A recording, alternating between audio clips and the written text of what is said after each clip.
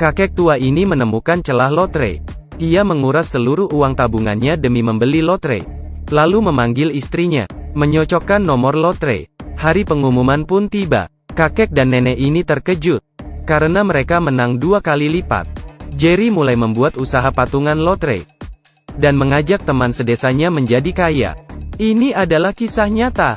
Namanya Jerry. Ia manajer di perusahaan sereal, dan telah mengabdi selama 42 tahun. Karena pabrik menghapus divisinya, ia akhirnya terpaksa pensiun dini, dan menjalani hidup pensiun seperti lansia lain. Hingga suatu hari, Jerry beli kopi di minimarket, dan tak sengaja mendengar perbincangan karyawan minimarket, kalau hadiahnya sudah mencapai 20 juta dolar. Kalau tidak ada 6 pemenang, maka jackpotnya baru turun, dibagi untuk orang yang beli 3 atau 4 nomor. Jerry tiba-tiba tertarik dengan trik permainan ini. Ia yang gemar matematika dari dulu, langsung menghitung proporsi kemenangan lotre. Tak sengaja, ia menemukan celah lotre. Dia bisa menang tiap kali. Jerry membawa perhitungannya ke akuntan pribadinya. Ia menghitung rasio 1:54. Dia bisa menebak 3 dari 6 nomor. Kesempatan menang 4 nomor adalah 1:1500. Tapi, setiap undian keluar, hadiahnya akan dibagikan kepada yang memilih nomor sedikit. Itu adalah kemenangan yang stabil. Tapi, akuntan malah ragu dengan hasil perhitungan Jerry. That can't be true.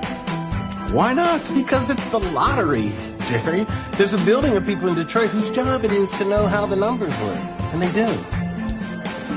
I cannot believe you are my accountant. Part-time accountant. Dengan harapan di hati, Jerry menarik uang 2.000 dolar. Ia memakai semua uang itu untuk membeli lotre. Penjaga kasir sampai bingung. Zaman dulu belum ada mesin otomatis. Akhirnya, tibalah hari pengumuman undian. Tapi, Dewi Fortuna belum berpihak padanya. Jerry rugi 327 dolar. Bagi Jerry yang hidup hemat, itu adalah uang pensiunnya sebulan. Percobaan pertama agak apes. Jerry sampai tidak konsen main kartu. Istrinya tahu Jerry gelisah. Sebelum tidur, istrinya mengajak Jerry berdiskusi. Saat mengobrol, perkataan istrinya menyadarkan Jerry. Good luck happens, same as bad.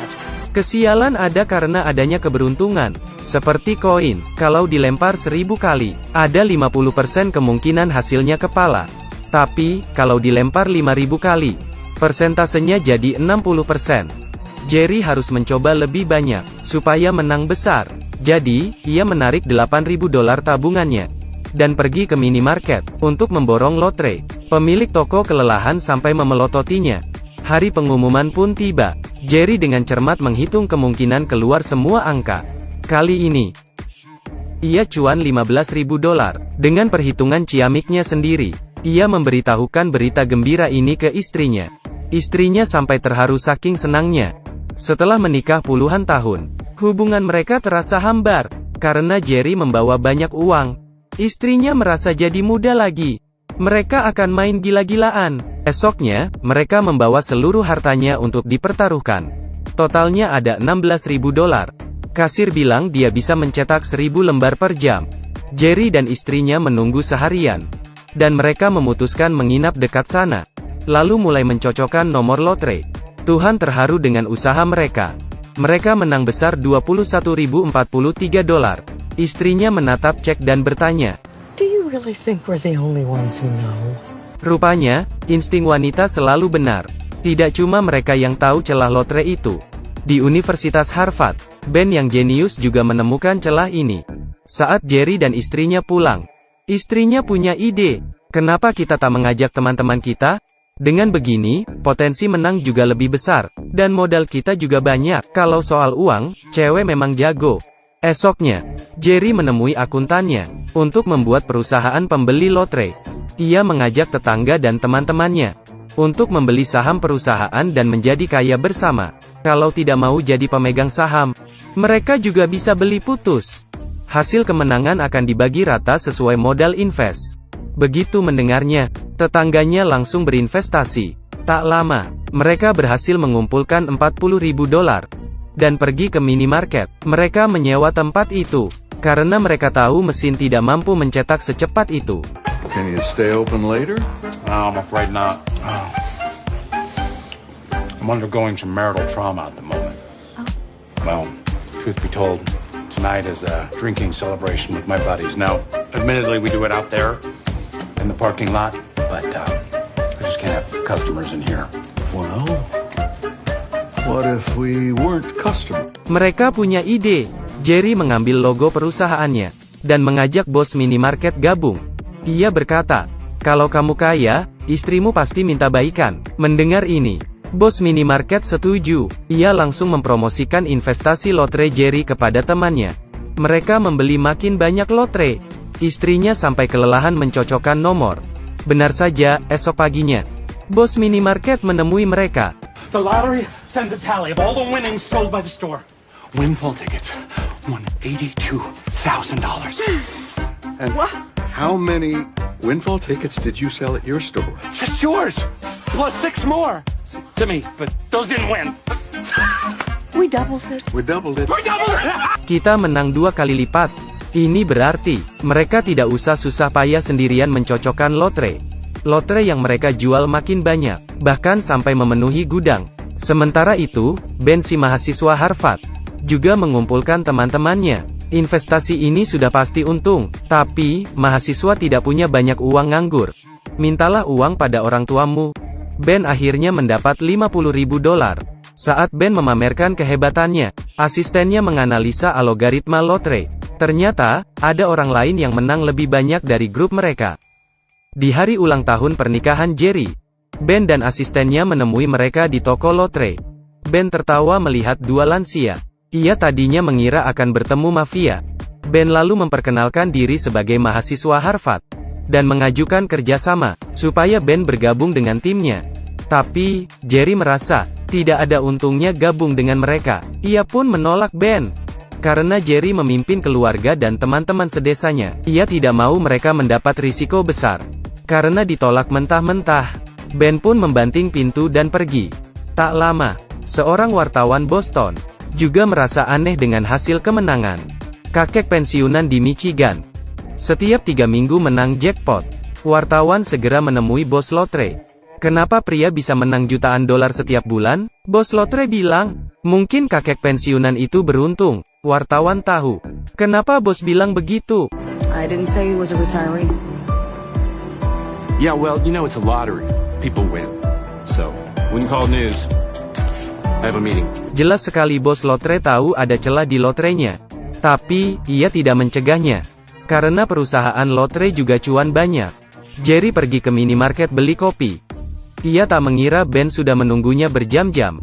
Ben ingin mengancam Jerry, dan menyuruhnya berhenti. Set an army of the smartest kids you've ever met against you and everyone you play with? We hacked into the state lottery to find where you were betting. You don't think that we can hack into your accounts? Tapi, di pengumuman jackpot selanjutnya, Ben menghitung untungnya cuma sedikit. Asistennya memeriksa laptop, dan memberitahu kalau Jerry menang banyak. Bahkan, jumlahnya lebih banyak dari biasanya. Ben sangat kesal, dan mencoba membalasnya. Ia harus menciptakan jackpot. $2 juta jackpot butuh beberapa minggu. Tapi, kalau mereka bisa mencapai target jackpot sebelum waktu itu, mereka bisa menang total. Mereka bisa menyewa hacker untuk meretas. Saat hadiah mencapai $1 juta, mereka akan langsung membeli $1 juta lotre. Dengan begini, jackpot akan dikeluarkan lebih dulu. Jerry pasti tidak akan memprediksinya. Jadi, ia pasti rugi banyak. Tapi, asisten bertanya, dari mana uang $1 juta? Kemungkinan kita bisa turun banyak. Kalau ada orang yang menang hadiah khusus, kita harus nombok. Tapi, Ben tetap ngeyel. Ia mempresentasikan rencananya kepada bos-bos besar, dan berhasil mengumpulkan $1 juta. Setelah mendapat uang, ia mempertaruhkan segalanya. Benar saja, Ben menang cuan berlipat-lipat. Saat Jerry mendengar kabar buruk kerugiannya, ia tahu ini pasti ulah Ben. Ia langsung tancap gas ke Harvard. Saat melihat Jerry, Ben memamerkan kehebatannya. Tapi, kata-kata Jerry selanjutnya, mencabut setengah nyawa rekan setim Ben. You told me that I was playing the lottery because I had